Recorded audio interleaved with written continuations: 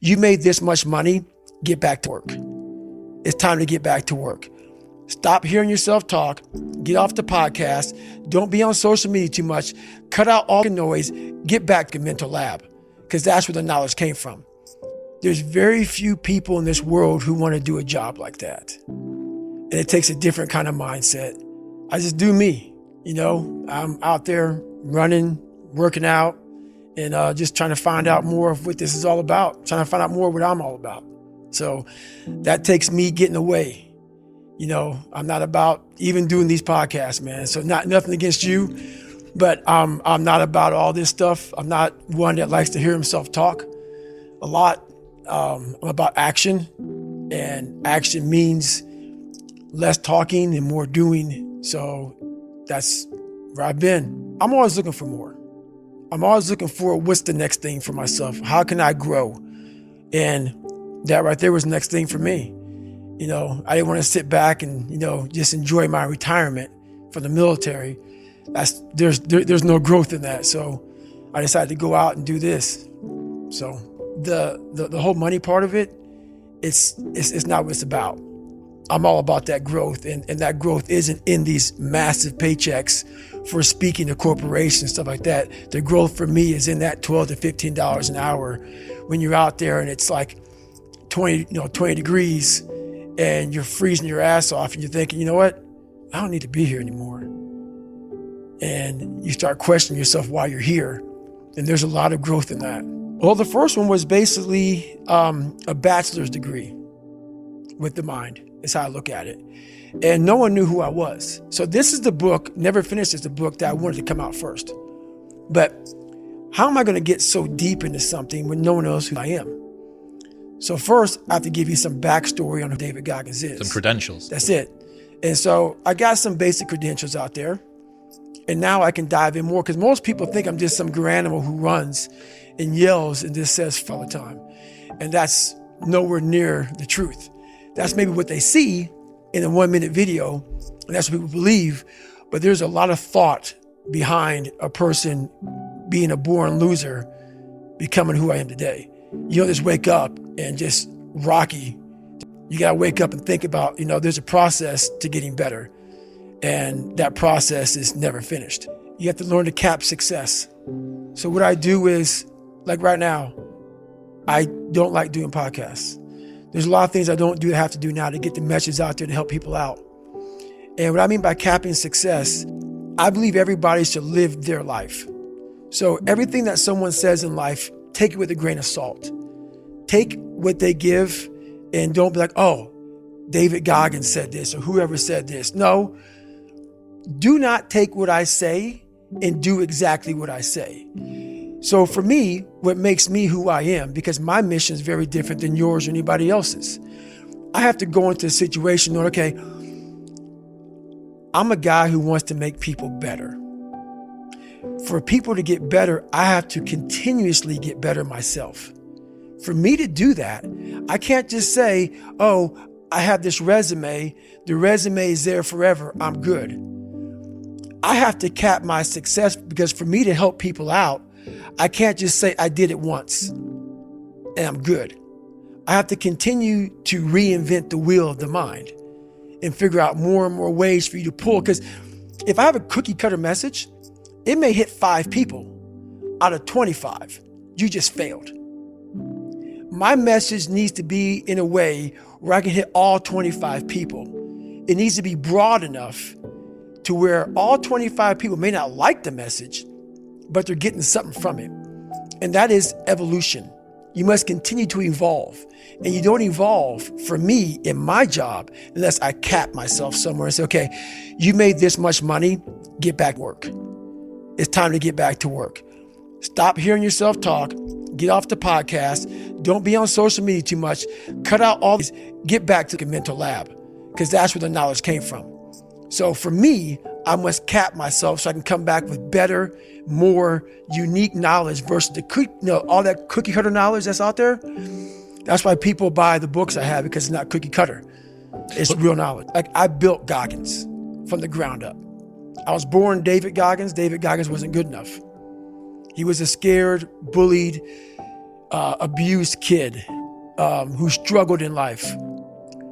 And that kid, whenever something got tough, no matter how hard I trained, no matter how ready I was, whenever something got tough for me, David Goggins, the real David Goggins, would come out and he would quit. So I realized this over a period of time. So I had to build Goggins. And in that process, I had to go back to that mental lab. And that mental lab is at scratch.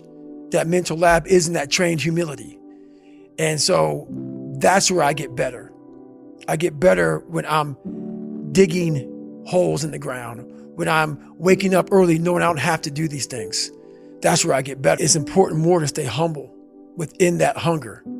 So while you're hungry, a lot of people are hungry, but humility is everything. So this guy won the Medal of Honor. So he won the Medal of Honor, and which is the highest award in the military. And this guy went to the Air Force Academy, and he was a janitor. And no one knew who this man was.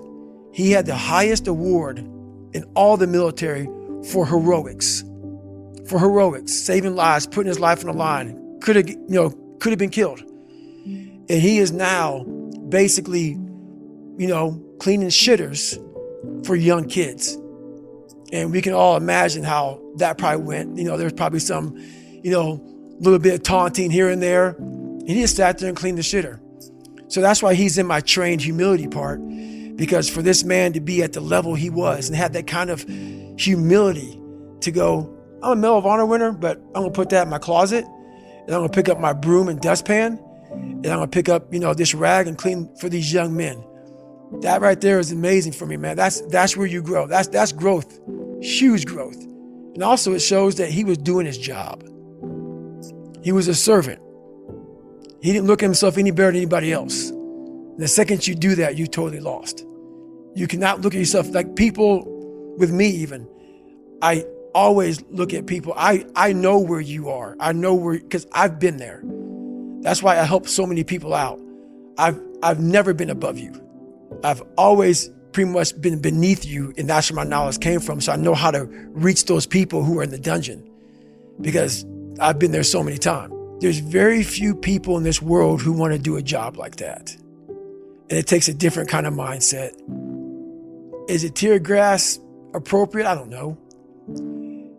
How hard that training is, I don't expect anybody to understand it, but 1%. But the loud voices of this world are the 99% who don't understand exactly what you have to do. That's why when I speak and you don't understand me, it's probably a good thing, because that probably means I'm in an area of life that you're not in, which is fine. That's why I don't judge people. And this guy right here judging that, unless you've been there and done that, and you really can't speak about it unless you're in those situations that are so hard that it takes a special human being to get through them. I think it's the same kind of feeling that I get when I heard about Elon Musk telling the employees at Twitter, we're going to ask you to work harder than you've ever worked in your life. Yeah. This is a place, Twitter is now a company where people can go if they want to be in the top 0.0001% of hardworking programmers and software developers on the planet. That's right. And everybody was up in arms. This is unbelievable. We're going back to this old version of capitalism where the worker is being abused and used and thrown away.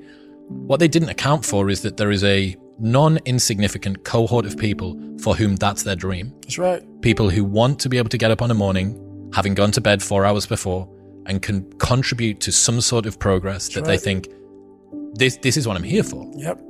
And it's the same with the SEALs. If you're not the sort of person that is built to go through selection, it's like speaking a different language. That's it. And that's why I don't try to convince people otherwise. I understand that why you're confused. I understand why you say things like that. I'm not saying anything bad about that. I understand it. But also, what you don't understand, what you fail to understand, is the other side, that you need people like that. You need the Elon Musks. You need the David Goggins. You need some of these Navy SEALs, some of these other people. You need those people. And They forget that. And it takes a very, very unique person and unique mind to do some of these jobs that are necessary in this world. Well, especially when we're thinking about someone going to war. Right. Like, do you want your armed forces to be underprepared for the battlefield because you didn't want to be too mean to them in advance? That's the problem. That's the problem. And that's a problem that I've always had. Is that right there. Is that with even some of the most trained people in the world fall back on that. It's easy to talk about. Like I said, when you go through it once, it's a perishable skill. Hardness, mental hardening, mental toughness, it's a perishable skill. Just because you went through some training once and you got through it, doesn't mean it lasts fucking forever. And that's where most people hated me in my life, because I realized that. You don't just say, oh, I got it, I'm checked off, I'm good for the rest of my life. That's why you have to recall. You recall on fucking everything. And you definitely must recall when it comes to the mind. That is one of the biggest requalifications you must have. And when you're at that level, you got to recall every fucking day, not once a year. At the end of the day, I ask myself one question: can I take one more step? And usually the answer is yes. So if you can answer that question and not take another step, that is real failure. That is real quitting. So a lot of people can take one more step, but they choose not to. I don't know if you can take 2 steps. You got to answer that question after you take the first step. But I can always take one more step. So if I choose not to, that's on me. And I got to live with that. It's hard to process information during pain, because that pain takes over and you can't think rationally. You're thinking about fight or flight, save yourself. That's not a rational thought. It's not a thought that's going to get you through hard times. Most people fail that 1 second. So what happens, what I do in that 1 second, and there's a bigger process to all this, but in that 1 second, I physically stayed in that water. Because if I get out of the water, I quit. So I physically stay in the water, but mentally, I'm on the fucking beach with the fucking instructors. And the instructors, it's cold outside, so they got these parkas on. They got their cup of fucking Joe, and they're warm because they've already been through it. So now it's your turn to go through it. So mentally, I get back with them. I'm still in the water physically, but mentally, I'm back with them. I'm chilling. I got my parka on, and now I'm thinking logically because I'm warm now. Mentally, I'm warm. I've taken that 1 second. Let's not quit yet, Goggins. Let's fucking think about your options. Where are you going to end up if you quit this shit? Where are you going to go? What are you going to say to yourself? Because you know you're going to get warm. The second you get out of this water, you could take a shower and you could be warm. And in 5 days, you could be out. So I start thinking logically. I calm my brain down because your brain just wants to get the fuck out. Ring the bell, push your helmet down, get warm, and then you're really fucked. And these are the things you have to think about in the 1 second decision. So that's what that's all about. It's about gaining control of your mind, putting things back in the proper perspective, and then saying, I really do want to be here. And I'm going to have a bunch of these 1 seconds through this 130-hour journey. And I have to learn to control these, because if I fail one of these 1 seconds, I will not be a SEAL. I will not be a doctor. I will not be a lawyer. I will not be whatever the fuck it is. So that's how important that 1 second decision is. It's all about your mind takes control of you. You have to say, fuck you. I run this motherfucker. And that's what that's all about. Is about as powerful of a motivation strategy as I can think of, you know? Because what you're doing is you're trying to optimize right now to stop the discomfort. That's right. But what you're going to pay for that in is shame and guilt and regret long term. That's right. So what you need to be able to do is bundle all of that up that is as yet unfelt, but will last for way, way, way longer. You know, the future is much longer than now. That's right. The future is going to extend out up until the day that you die. And the now is just for now. And even 130 hours is just 130 hours. That's right. And you get to look back. And do you look back with pride and glory? Or do you look back with shame and guilt? That's it. That's the 1 second. You just summarized it right there. And most people fail those 1 seconds. And then that 1 second leads to 20 years, 30 years, 40 years of fuck. I have people who have been through training with me Ranger School, SEAL training, Air Force training. And I get calls from them today, and they have great lives. And all they talk about is how they failed in that one moment. And they can't even enjoy their life now because they're now warm. They're now warm. There's no more suffering. There's no more suffering for me either. And we're in the same boat now. But you're suffering, so we're not suffering, but you're thinking about what you could have been. I am exactly what I should have been. And that's where people start to lose it. Because now I realize that in that 1 second. I go through all that. I know how it's going to feel because I failed so many times before. Failure is the ultimate thing, man. I failed so many times before. And that's why I don't look at failure anymore as failure. I look at it as my first, second, and third attempt. So what started happening is as you get bigger, as you get more successful, you open the door for people to critique every fucking you do. And most of the people who are critiquing you usually aren't where you are. And all their critiquing comes from people who are really at a low level of life, which is sad. But what we do, people who are on the upper level, hearing the haters at the lower level, like I said, you'll never meet a hater doing better than you. True statement. I started having fun with it. So I'll go through the comments while most people don't go through comments. I go through them intentionally to look for the bad ones. And while I'll block and delete you because the people on my page don't need that negative energy, I'll block and delete you, but I take a snapshot on my phone and I put it in the archive. So what happens is there's days where I'm like, you know what? I really don't want to do this today. And I'm like, oh, hang on. So I started making these mixtapes with all of these hate messages about people talking shit. And it became such a source of fuel that it was amazing because I know why you hate me. You hate me because you're probably in the bed right now. You're probably an underachiever. You're probably somebody who doesn't want to do anything with your life. So I make you question everything about yourself. So I'm going to continue making you question yourself by coming out here and being even more successful. So I've learned to study people before I react, because there's no successful person in the world who's in a good headspace that's going to ever attack anyone in that kind of manner. There's always going to be something wrong with them. So you got to always dive a little deeper before you get your feelings hurt, before you get your feelings hurt by that bully at school or that boss at work. Take time. Take that 1 second to pull back and study them. Because most people who are in good places, they don't care about what you're doing. They don't care about what you're doing. They don't try to destroy you. They actually will try to build you up versus destroy who you are as a person. So that's where I'm at now in life, is most people who do that, they're in a very dark, dark place. What do you think most people get wrong about motivation? They think it's a permanent fix. They think it's something that is a constant. They think that maybe once I get it, I'm going to hold on to it. And that's the thing about that I was telling you, that I always talk about. Nothing is permanent. Nothing is permanent. And a lot of times you have to learn to perform without motivation.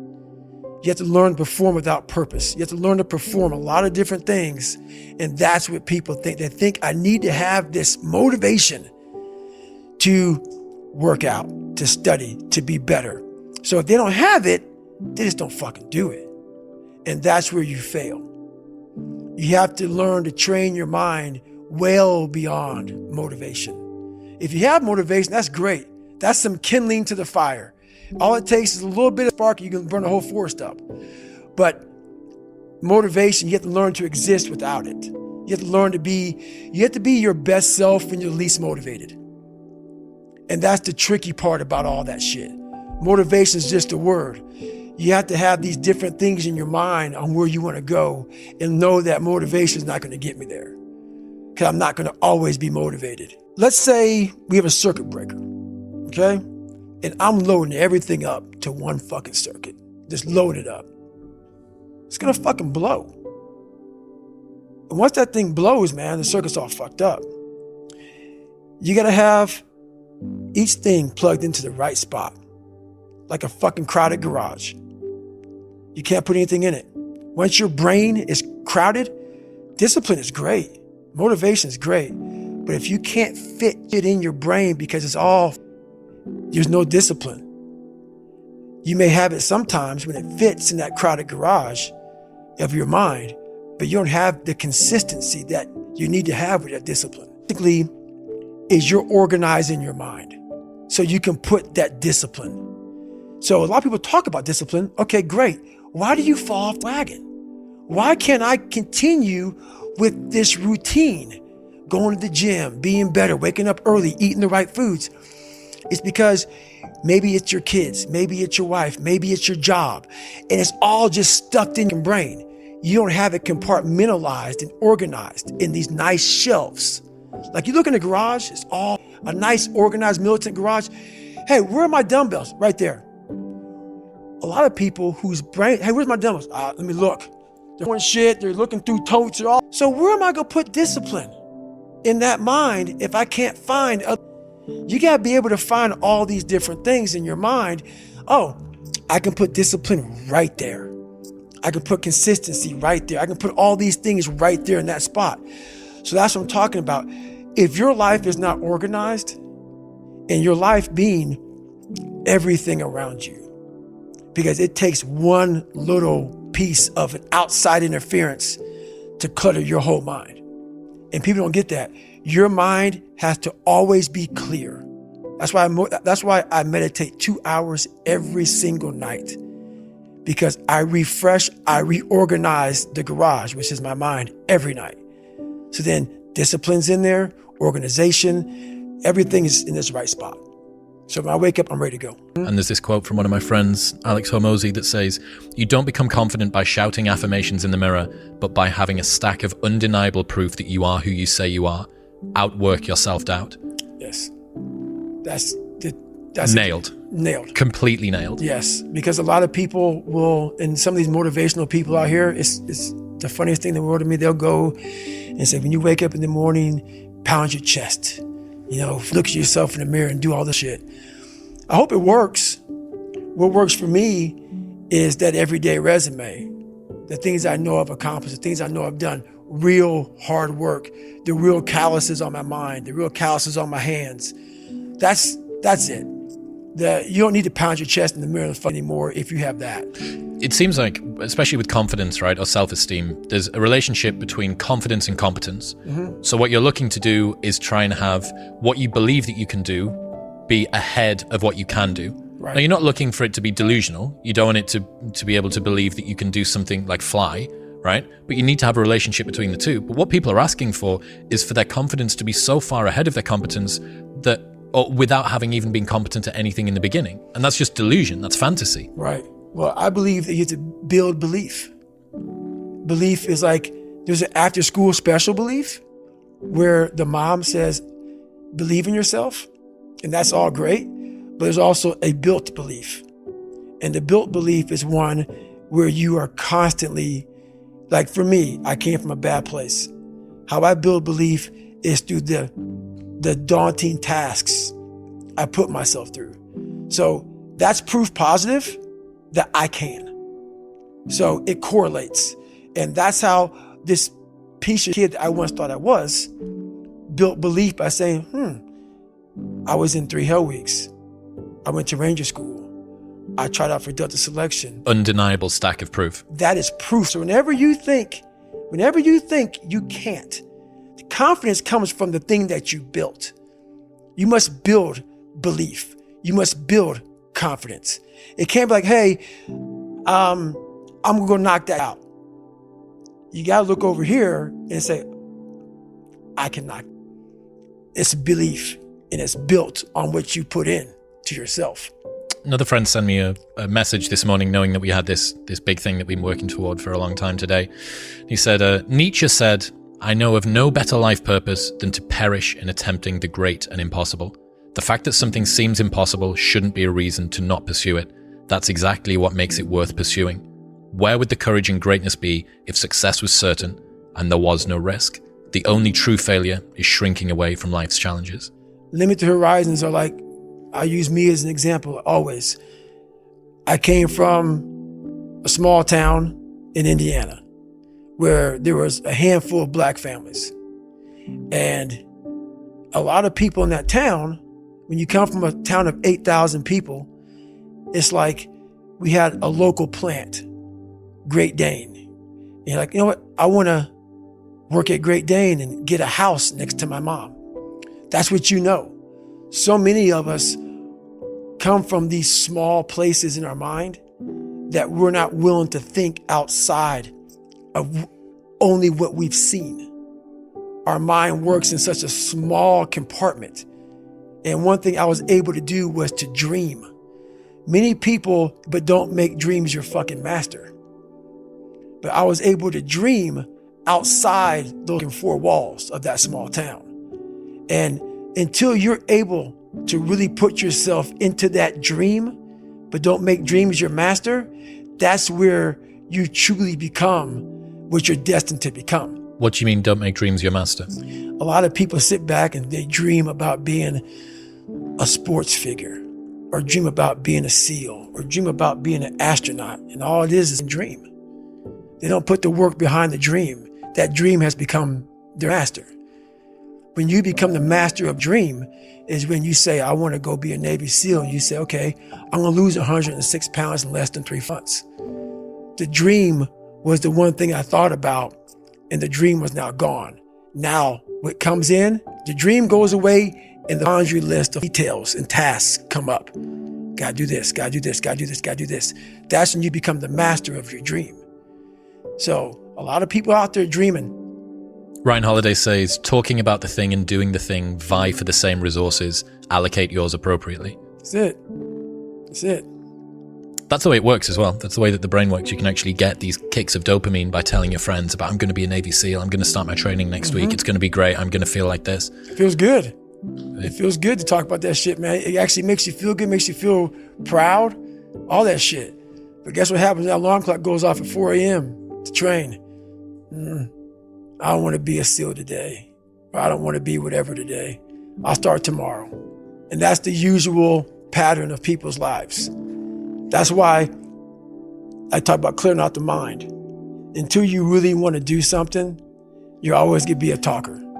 You always get to run your mouth. That, hey man, why do you care? Why do you care so much what people think about you, what you went through? Why are you putting so much on other people and what they may say about you? Don't ever be ashamed of anything you've done in your life. Face it, fix it, make it better. We are humans. But then again, if you always think that we're humans, you will always just be a human and always make the same mistakes. You must take this knowledge that you learn from all this shit is knowledge. So I'm just trying to give people that strength to go in the archives of your life. Because while you're probably, probably something happened to you in your life. Go through the archives, dig it up, study it, and then use it for yourself. That's the main purpose for me right now. I'm not trying to send a message of run 200 miles, be the best in the world, but be tough. You better have a part about you that's tough, a part about you that can break down situations and get better. And break down situations very quickly within some trauma in your life, some devastation in your life, because it's going to come. The devastation, the trauma is going to come, and you can't allow that to become a Jersey barrier. It can't be a Jersey barrier. It has to be something that you can maneuver through very quickly and move forward. That takes a lot of toughness. Well, unchosen suffering is going to happen, right? So the only thing that you can do is have some chosen suffering to prepare for it. It's the only thing you can do. That's the only thing you can practice for the unchosen suffering, is have chosen suffering. Do something that sucks every day. Let's say you have no races. Let's say you have no classes, no nothing. There's no purpose in your life. You know, people need to have purpose to get up. They need purpose to perform. You need to get to a point in your life where there's nothing on the docket. There's no 5K. There's no I'm going to get into school to be this or that and still perform to the highest level. Because what people don't get is one day that thing's going to come up. And if you're not constantly performing without purpose, you're not going to be ready when the time comes. It's this magical thing, purpose, that we're all looking for. But what's funny about it all is that we need these things to perform. But we don't take a second to realize the purpose is always there. The purpose never leaves us because the very purpose is you. You are always the purpose.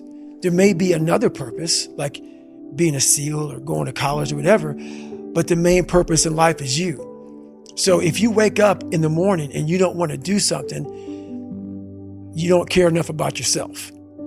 And that's what you need to really research is, man, why am I not doing this for myself? Because that is the number one purpose in life, is to better oneself.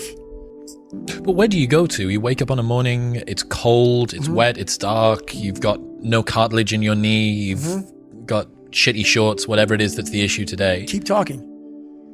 You've got these problems, right? I need you to keep talking about what you were just saying.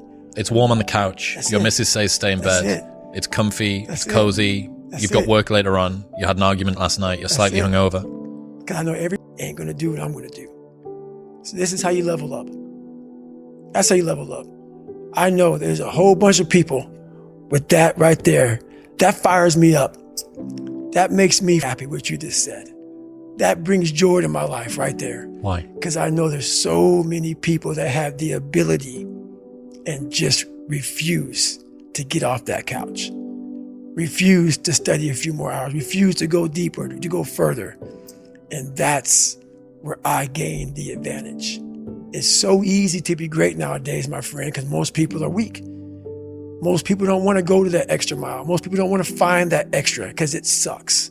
It's miserable. It's lonely. You talk about that you were kind of, lonely by yourself.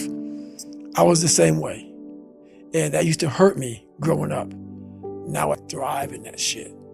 That's the only place to be. I think that comes from overcoming. A lot of people, wonder, how did you become this? How did you become so vulnerable? How are you doing a podcast now when you were this kid? You overcame things. You fought them. And now this is what happens. This is on the other side of overcoming. You become very, very powerful when you overcome yourself. All those things you once cowered from, you were afraid of, when you face them eye to eye every day, you now become a person who has a great podcast. Every place I went in the military, there was this ethos about how this place is, how we're going to live, how we're going to represent ourselves. And I walked around and I saw that most people didn't live up to that ethos. Like if you go to whatever company, they had this mission statement on how we want to run our company. I made one for myself on how I want to be. And that is why if people can make up a mission statement, an ethos in which they want to live by, and every morning you wake up, you hold yourself accountable to that mission, not a company's, your own. Make up your own mission statement. What do you want to be in life? And once you do that, now you can work with somebody to get better. You can work with yourself to get better. But until you know what you want to stand for, you will always just be sitting down. You'll never stand for anything. I really love that about life. I love mastering self. I love it. I love it. There's nothing more, because I know where I came from, and it's amazing that where I came from, that person could have died, that very fat, lazy, unfulfilled person. And within inside that person was this person talking to you. It's very freaky to me. And a lot of us have these two people that you have greatness way over here, but you decide to live in this space over here. Because between greatness, or between this space here and greatness, there's a lot of fucking work. There's so much space to fill in with work. And we just say, fuck, I'll just stay over here in this space. So I like to examine all these spaces and there's still more. There's still more, still a lot more. Are you aiming to find peace at any point? Think about this. I love that question. I'm so glad you asked it. You know a little bit about me. When you've come from that place I talk about to the place I am now, it's not the peace you find. It's the peace I find. And I find so much peace in looking back at that young David at 8 years old with white splotches on his face and stuttering and hair patches falling out. And I look at him and I'm like, man, there's so much peace in knowing what I've accomplished and what I've done. So my peace may be different for others. That's why I never critique or never judge anyone, because I don't know your story, where you come from. I found peace years ago. In the battle, you find peace. When you go to war with yourself, you find a lot of peace because you know exactly who you are. And that is where the peace is really found for me.